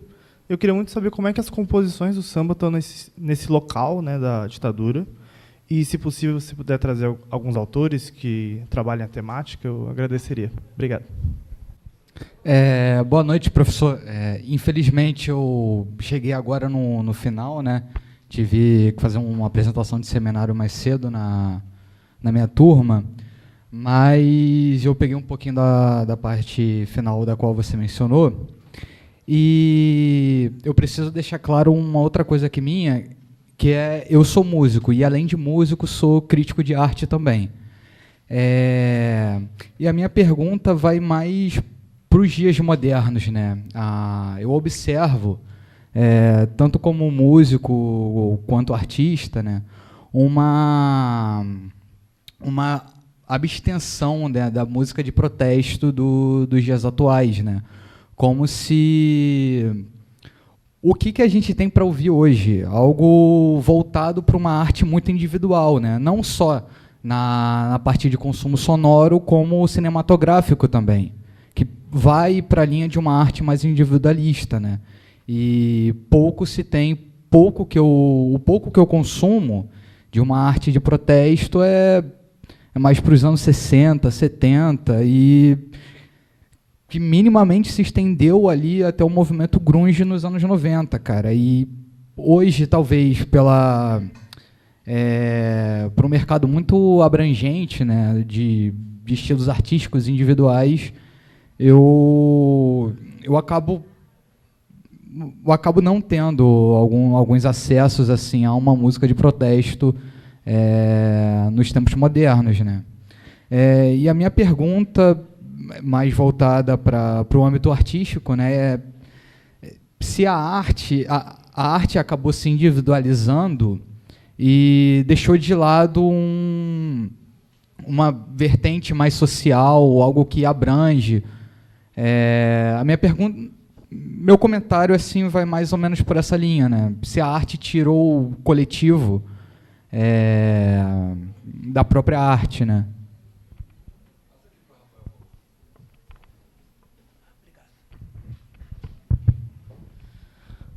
Bom, em primeiro lugar eu queria agradecer bastante ao Rômulo, né, a sua gentileza, né, também de ceder um pouco do espaço da fala para a apresentação do Chico Alencar, né. Ao mesmo tempo também não está nos ouvindo, mas agradecer também ao Chico, né, no meio daquela confusão, naquelas trincheiras lá da Câmara, também, né, de maneira improvisada, mas reservar um espaço para poder dialogar com a gente, né? Acho que foi, enfim, né? Então, agradecer bastante aos dois e até estabelecer um diálogo com a fala do Chico Alencar, né? Quando ele destaca a importância, a centralidade da cultura para a resistência contra o autoritarismo, né? Aí eu queria puxar para o lado contrário, né? A cultura, de certa maneira, como legitimando o regime autoritário, a ditadura, né? Você citou ali a passagem do Geraldo Vandré, né? Quem sabe faz a hora, não espera acontecer. Na mesma hora eu me lembrei que cerca de um mês, né, quando teve aquele ato do Bolsonaro na Paulista, as pessoas estavam cantando essa música, né? E aí, assim, né, é uma música claramente de protesto, mas ao mesmo tempo o próprio Geraldo Vandré, no final da vida dele, enfim, né, se aproximou dos militares. Sim. Em 82, o Geraldo Vandré foi fazer um show na Itaipu, no Paraguai, usando roupas militares, né? Enfim, então, né? E aí, Rômulo, eu estava aqui no WhatsApp conversando com a sua amiga Luciana Lombardo, que mandou um abraço grande para você, enfim, e ela me pediu também para que você falasse um pouco, eu acho que vai nessa mesma linha, também desses que, de certa maneira, legitimaram a ditadura, enfim, né, mas, claro, com as suas devidas proporções, do Wilson Simonal, né, e do Roberto Carlos. Isso aí foi um pedido dela, tá? Mas que eu acho que dialoga um pouco essa questão do Geraldo Vandré, enfim, de pensar um pouco também a cultura, a música, né, como forma de resistência, mas, do outro lado, também daqueles que, de certa maneira, contribuíram para legitimar a ditadura.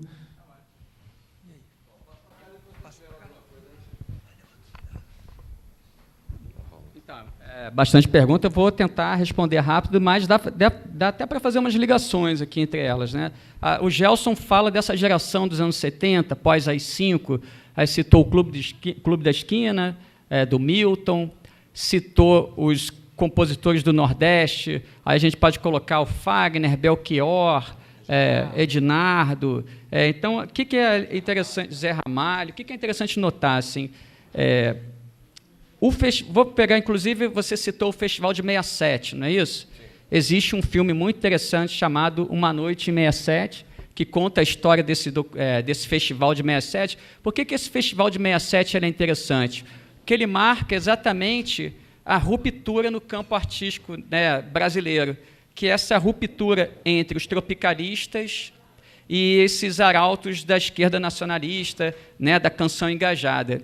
Então, o tropicalismo, digamos assim, é uma crise que se estabelece dentro da MPB, porque é uma ruptura que vem de dentro da MPB. Uma coisa é essa MPB lutar contra o Roberto Carlos, o sucesso do Roberto Carlos, sucesso extraordinário, com aquela música Que Vá Tudo para o Inferno. Ninguém batia o Roberto Carlos em termos de venda, de fato. Isso incomodava muito, né, esses cantores da MPB que achavam que a Jovem Guarda estava tirando, né, essa música brasileira do seu caminho inequívoco rumo, né, à conscientização e, quem sabe, à própria revolução, né? Mas é diferente quando vem o tropicalismo, que eu volto a dizer, são artistas que vêm de dentro da MPB e que rompem, né, com essa estética do nacional popular, propondo, né, um diálogo com rock, e, enfim, com toda essa cultura estrangeira. O que eu quero dizer isso? Muita gente pensa que o tropicalismo ele foi nocivo à música, à MPB, né, porque você tem uma visão do Rui Castro, que ele até fala assim, por conta do tropicalismo, entrou muita porcaria na música brasileira e a MPB nunca mais foi a mesma. Essa MPB que tinha grandes músicos, harmonias sofisticadas, né, assim, compassos quebrados, isso nunca... Quando, na verdade, o que eu quero dizer é o seguinte, o Marcos Napolitano tem uma visão muito mais interessante ao dizer que o tropicalismo fortalece o campo da MPB. Por que o tropicalismo fortalece o campo da MPB? Porque ele leva à MPB novos materiais culturais que sem o tropicalismo isso não teria acontecido. Então, por exemplo, depois da aventura do tropicalismo no cenário nacional, que dura pouco, né, mas deixa marcas, todo artista de música brasileira passa a tocar com guitarra elétrica, logo depois. Se você pegar o festival de 68, depois da polêmica de 67, das canções Alegria, Alegria, que você citou, e Domingo no Parque, que o Gil toca com os Mutantes, no festival seguinte, os artistas de MPB já estão com guitarra. E depois isso vai ser muito comum, né, tocar com guitarra elétrica. O rock hoje é absorvido pela música brasileira e outros ritmos internacionais. Inclusive, alguns estilos que eram recalcados pela questão do bom gosto da classe média, como o próprio baião, do Luiz Gonzaga, passa a ser incorporado à MPB. Então, ou seja, no lugar de a gente acreditar que o tropicalismo ele propôs uma derrocada, né, da MPB como estilo, não, pelo contrário, ele adicionou novos materiais culturais a ela e assim fortaleceu essa MPB dos anos 70. E esse fortalecimento da MPB dos anos 70 tem muito a ver com esses artistas que você citou, né, que são artistas, por exemplo, você pegar o Clube da Esquina, você tem ali uma base jazzística muito forte, mas, ao mesmo tempo, são artistas do rock, que adoram rock, né? O Milton Nascimento é fã dos Beatles, fã do show do Paul McCartney, ficou todo feliz, reconheceu, né, os Beatles. Beto Guedes, não preciso nem falar do... Rock progressivo. Beto Guedes tem uma música de rock progressivo chamada Monte Claros, né? Enfim, é um disco que é conjunto, né? Mas, enfim, para quem se interessar, é um disco do Caymmi, Beto Guedes, Novelli e Toninho Horta, tá? Tem uma música de rock progressivo. Entendeu? Vamos pegar o caso dos nordestinos, dos artistas do Ceará e não só, Pernambuco também. Eles fazem uma música universal, né, com sabor regional, né? Isso o Belchior falava, a minha música é essa, é uma música universal, você tem guitarra distorcida, você tem timbres de teclados contemporâneos, rock progressivo, né? Mas tem também ali uns ritmos regionais. Esse era o projeto estético do Belchior. Isso só é possível por conta da intervenção do tropicalismo, né? Então, para resumir a resposta, para concluir, toda essa geração, né, brilhante ali dos anos 70, que vem fora do eixo Rio-São Paulo, ela é possível de ser realizada por conta da contribuição do tropicalismo, e isso, logicamente, fortalece esse cenário da música brasileira com tantas outras opções estéticas e de linguagem política também naquele momento. Tá certo? Essa é a primeira resposta.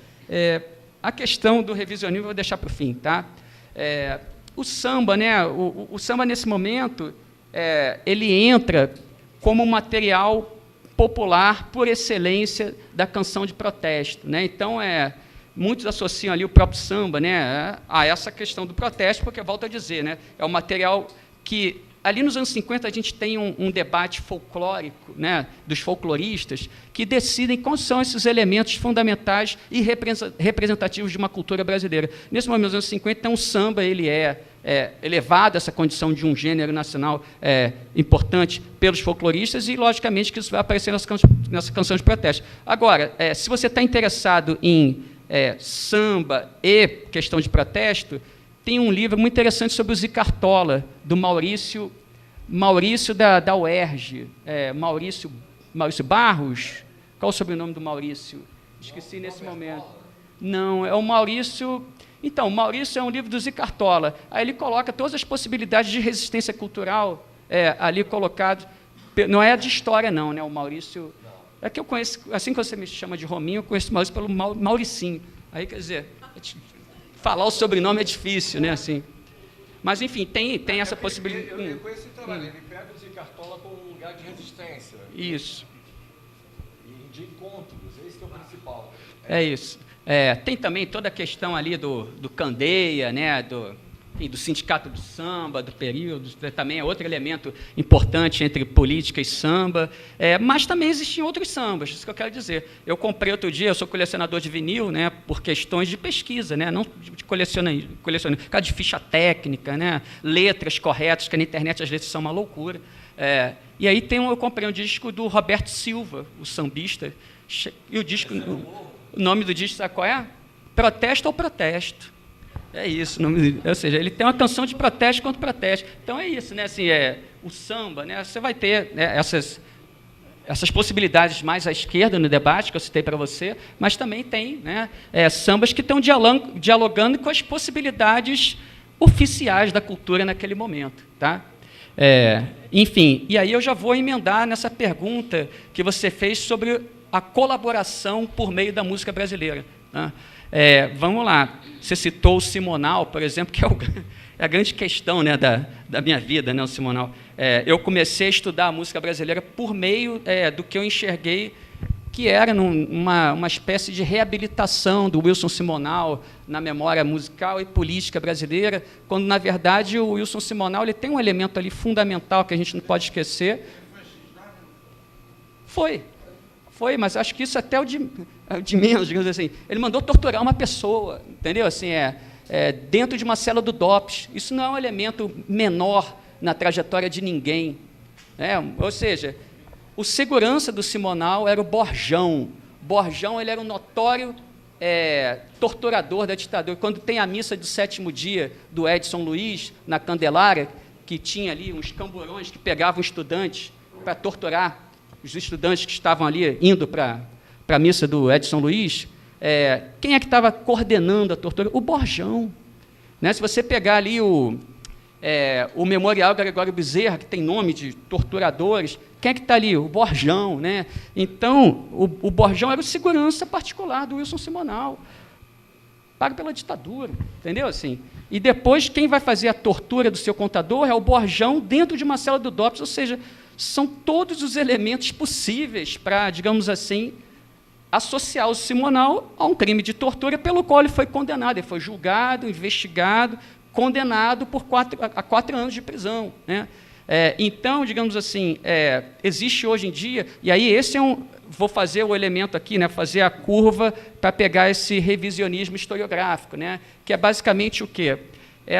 Uma historiografia que está reabilitando o Wilson Simonal como um bode expiatório das esquerdas. Né? Então, quais são as relações que a gente faz com a própria historiografia? Né? É a ideia de que, cada vez mais, autores acadêmicos acusam a esquerda de ter um déficit de democracia, né? Um déficit democrático. O Damian Mello fala muito desse termo. Mas o que é interessante, que isso é muito baseado na ideia do Daniel Arão, né? De que ele fala que essa luta armada, na verdade, ela não necessariamente resistiu à ditadura. Essa luta armada, na verdade, ela queria implantar uma outra ditadura que poderia ser tão ou mais cruel do que a ditadura militar. Né? que é interessante? Essa ideia já foi rebatida pelo Marcelo Ridente. Quem tiver interesse nesse debate, pega aquele livro, O Golpe e a Ditadura 40 anos depois, que tem uma resposta, tem um fogo amigo ali, né, do Ridente em relação ao Daniel, que é muito boa a resposta. Se alguém tiver interesse, eu posso abordar isso, mas não é o nosso caso aqui. Mas o que eu quero dizer é que o que o Daniel fala da questão da luta armada, ela tem um deslizamento expressivo e vai para toda a esquerda nesse debate da música brasileira, né? Então, o que eu quero dizer? Assim, quando você fala que o Simonal ele perdeu a sua carreira artística porque a esquerda é autoritária. Ele é um bode expiatório da esquerda. Quando, na verdade, a noção de bode expiatório ela é empregada para aqueles que foram vítimas de uma perseguição injusta. Na verdade, assim, né, alguém que impõe a tortura, alguém dentro de uma ditadura que tinha como prática sistemática a tortura, não pode ser visto como uma vítima, como um bode expiatório. Entendeu qual é a ideia? Então, é um elemento muito assim, estranho que a gente está tendo em termos de debate, né? Então, é o quê? Junta a ideia do déficit de democracia da esquerda com essa ideia, né, da acusação de bode expiatório da esquerda. Quem é a esquerda? Né? Quem é a esquerda? Aí pode ser os jornalistas e, pasmem, pode ser, inclusive, os artistas da MPB, né? Então, esse é um elemento do debate. Depois eu falo... Então, tá, posso responder mais um pouquinho desse revisionismo? Aí você tem o trabalho do Paulo César Araújo, que é Eu Não Sou o Cachorro, Não. Esse trabalho parte de uma premissa muito interessante, que é a seguinte, até hoje, 2002, não é isso? Essa música brasileira só foi estudada por meio do tropicalismo, da MPB, dos heróis da canção engajada. Mas cadê os cantores chamados cafones? Né? Então, ele pega uma questão ali muito interessante nesse livro, que ele vai lá e identifica aquele dicionário da música Cravo Albim, né? Ele vai ver assim, que não tem esses cantores como Odair José, não tem um Valdir Soriano, são cantores representativos populares que venderam milhões de cópias. E cadê esse pessoal na memória musical brasileira? Não tem, né? Ele aponta isso com muita esperteza, ali, com muita propriedade. Mas aí, se você perguntar para ele, né, pelo menos pergunta para o livro, de quem é a culpa disso? Do autoritarismo da esquerda, né? Então, novamente, a tese do déficit de democracia que está explicando por que foi... Né? E ele chega a ponto... Vou ler para vocês não acharem que eu estou inventando essa situação. Vou ler para vocês. Vamos lá. Não, tem que ler, porque quando a questão é séria, a gente tem que ler para não ficar ruim. Então, olha só o que ele está falando para a gente. Mais um segundo, essa próxima folha vai ser ela. Então, vamos lá, olha só. Não foi, a última aqui. Olha o que ele fala. Ele fala, então, que o Dom e Ravel, né? Dom e Ravel são os autores de uma música chamada Eu Te Amo, Meu Brasil, Eu Te Amo, né? Meu coração é verde, amarelo, branco, azul, anil, né? Oi? Eu não sei. Mas então, o que eu quero dizer para vocês assim, é que, quando alguém me pergunta sobre colaboração à ditadura, essa música é o melhor exemplo, né? O Dom e Ravel, para vocês terem uma ideia, eles frequentavam inaugurações públicas da ditadura ao lado de autoridades da ditadura. E cantar essa música, Eu Te Amo, Meu Brasil, Eu Te Amo, no auge da Guerra Suja, né, também não é um elemento qualquer. Mas o que eu quero dizer, então, para vocês, assim, que ele pega, nesse livro sobre os cafones, ele fala que eles perderam suas carreiras, né, por conta de acusações de colaboração com a ditadura. Não são acusações, eles colaboraram com a ditadura, né, vamos deixar claro isso. Né, eles apareceram ao lado dos maiores ditadores em inauguração de obras públicas. Isso. Contribuíram para um escasso cancioneiro da extrema-direita no Brasil, né? E aí, olha só, diz o autor, o que demonstra que, pelo menos no campo da música popular, a ação das patrulhas ideológicas foi tão intensa quanto a das forças de repressão política. Entretanto, esta última cessou com o regime militar, a outra atinge suas vítimas até os dias atuais. Ou seja, o que ele está falando? Ele está falando que as esquerdas culturais do período são tão autoritárias quanto as forças de repressão, né? E pior, parece que a esquerda ganha nessa disputa, né? Porque, afinal, assim, a ditadura acabou naquele momento, ali em 85, e as vítimas da esquerda, das esquerdas culturais são vítimas até hoje. Vocês estão entendendo da gravidade dessa afirmação. Então, assim, deixar muito claro que não tem densidade acadêmica nenhuma, essa simetria de forças entre esquerdas culturais e o aparato, digamos, o aparato militar, né, do período repressivo. Não tem densidade, né, acadêmica nessa comparação. E o pior é que, enfim, porque o que é a repressão? Né? Vamos lá. Você tem os pilares básicos, que é censura, polícia política, o que mais que a gente pode falar? Propaganda política, espionagem. Você enxerga tudo isso na música brasileira. Né? Se você pegar censura, não preciso nem dar exemplos do que foi a censura na música brasileira. Você citou o Milton Nascimento, Clube de Esquina, aquele disco Milagre dos Peixes. Foi um disco retalhado, que o Milton Nascimento fica ali cantando, fazendo, né, vocalizes ali, porque não tem letra. Você tem um disco como... Oi? O Milagre dos Peixes? 2002. Você pega, sei lá, um disco chamado... o disco que o Chico Buarque só canta música de outros autores, porque as músicas dele não passam mais, né? Esqueci o nome do disco, enfim. Vocês vão pegar na internet, né? É um disco dos anos 70, em que o Chico Buarque só canta música de outros autores. Então, vocês estão entendendo? Então, como é que... Vamos pegar... teve polícia política atuando na música brasileira? Teve. Né? Raul Seixas, por exemplo, ele dá depoimentos que foi torturado. Geraldo Azevedo... Não, o Geraldo Azevedo também fala. O Geraldo Vandré, a gente nunca sabe o que aconteceu com ele. Né? Esse é um mistério. Mas a gente tem casos de atuação de tortura na música brasileira. Então, se eu quero dizer para vocês que todos esses elementos, dos pilares básicos da repressão, atuam na música brasileira, é muito difícil a gente entender que existe essa... Né, essa simetria de forças. Não, só para o caso do Geraldo Vandré, eu cheguei a vê-lo uma vez, ele estava, assim, como se estivesse meio que zumbi, ainda no final dos anos 80, no Clube da Aeronáutica, e na Clube da Aeronáutica ele funcionário lá, e a explicação que um oficial deu, ele ficou assim de tanto apanhar. E ele não dizia coisa com coisa. Eu fiquei assim, afinal de contas, era um ídolo da canção, música, eu achei que eu ia falar com o cara, e é isso. Agora, eu queria fazer mais um ponto que eu acho que vale a pena você reforçar aqui. Você falou do revisionismo, e aí tem a ver com uma percepção acadêmica que vai querer recuperar o contexto dos anos 60 e vai atribuir às esquerdas, e aí de uma forma genérica. O que eu estou falando aqui, as esquerdas dos anos 60? Vamos dar nome aos bois. Estou me referindo ainda de uma forma genérica ao PCB, ao PCdoB, recém-criado em 62, a AP, Ação Popular, né? E aí talvez Polop, e aí esses pesquisadores vão dizer que quem é democrático é só quem está apoiando o governo João Goulart.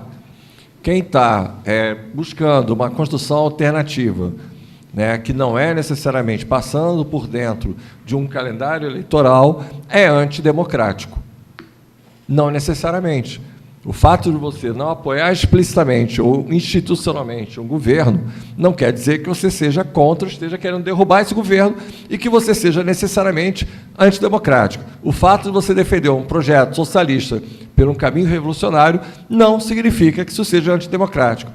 Isso pode parecer óbvio, deveria ser, mas existem historiadores que fazem essa associação, escrevem bem, e as pessoas vão e compram esse discurso, e foi o que aconteceu, especialmente a partir dos anos 90, em que há um crescimento desse revisionismo na academia. Isso aflora especialmente por volta dos 40 anos do golpe e influencia não só a academia dentro da área da história, mas também outros campos, outros saberes, como é o caso também da própria revisão, da recuperação, que foi a figura do Simonal, entre outros cantores, outros músicos e outros campos de conhecimento também. Então, acho que eu só queria pontuar isso, porque eu acho que é legal a gente entender qual é o contexto, porque senão a gente não sabe. Acho que isso está brotando agora e vai reinventando a roda, né? Então, só para poder situar isso melhor.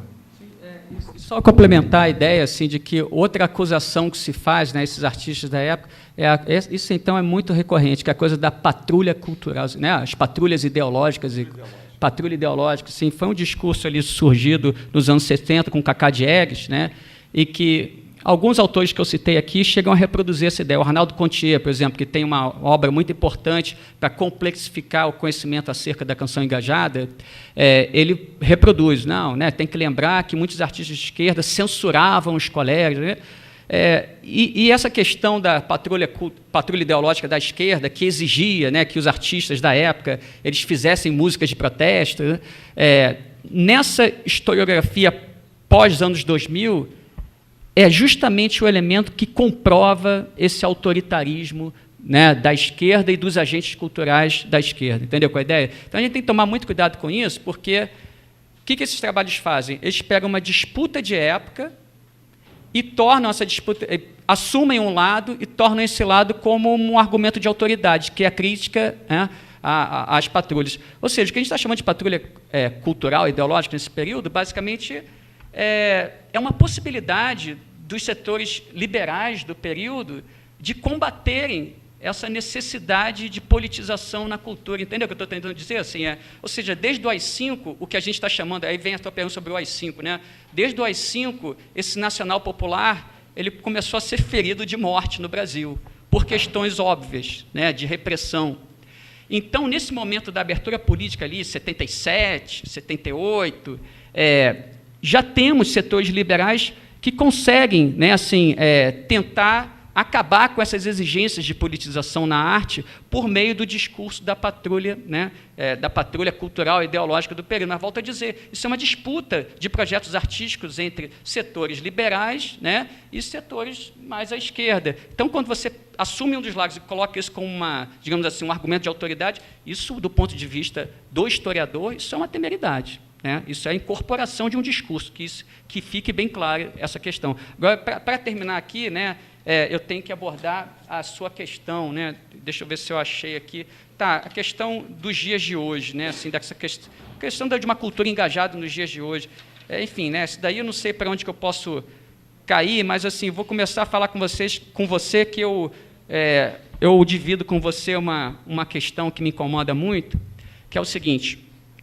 Você vê que hoje o que a gente está chamando de indústria musical, né, de gravadoras, não tem tanta relevância como nesse período aqui. Né? Antigamente, se você queria gravar, chegar ao público, tinha que passar por uma Philips, tinha que, né, passar por uma multinacional, né, que, logicamente, vai tentar transformar essas canções em mercadoria. Aliás, só um parêntese, né, assim, um desses trabalhos, que é o trabalho do Gustavo Alonso, sobre o Simonal, chega a colocar o Chico Buarque como um colaborador da ditadura. Né? Por que isso? Porque ele gravou discos para uma multinacional. As multinacionais apoiavam a ditadura, então ele é um colaborador da ditadura. Você vê, assim, o que a gente discute aqui da indústria cultural, entendê-la de forma ambígua, né? Lembra que eu falei aqui na minha fala?